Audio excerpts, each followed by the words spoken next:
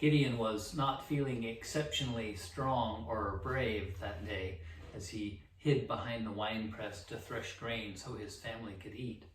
The angel had to do some talking to convince him to lead his people into battle with the Midianites, the oppressors of Israel. But once he committed to the cause, he was all in. He did an amazing job of recruiting over 30,000 soldiers to go into battle with him. Obviously, the bigger the army, the better. Oh, but God. God had other plans.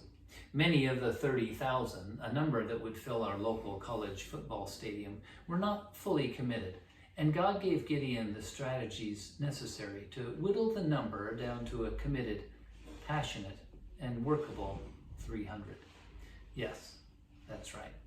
Gideon's army went from a stadium full of warriors size to the size of a local church full of followers and disciples. What my dad would call a real "but I thought" moment. God would give Gideon the strategy necessary to defeat the enemy, but it was not going to be a traditional battle. This battle belonged to the Lord, and he would get the glory. Gideon would be honored. He would be seen as wise and faithful. He would be known as a good and godly judge and a rescuer of Israel. Though God called him a mighty man of valor, it turns out that strategy and obedience were more valuable to God and Gideon than strength, and the glory would belong to God. The parallel and the contrast to the Samson story is an interesting one. Samson's journey begins as one of unusual and incomparable strength. He knew nothing of the early insecurities of Gideon's life. He keeps his Nazirite vow, no wine or fermented drink, not cutting his hair, and not touching a dead person or animal. He accomplished famous feats of strength, carrying off the gates of the city, killing a lion with his bare hands, and killing 1,000 Philistines with the jawbone of a donkey. But then he gets careless. In fact, he is so out of tune that he doesn't even recognize at first that his strength is gone when it leaves him. Samson's final days are painful and sad.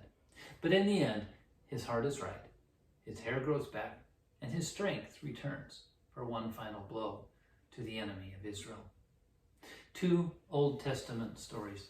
First, Gideon, the weak, strong man.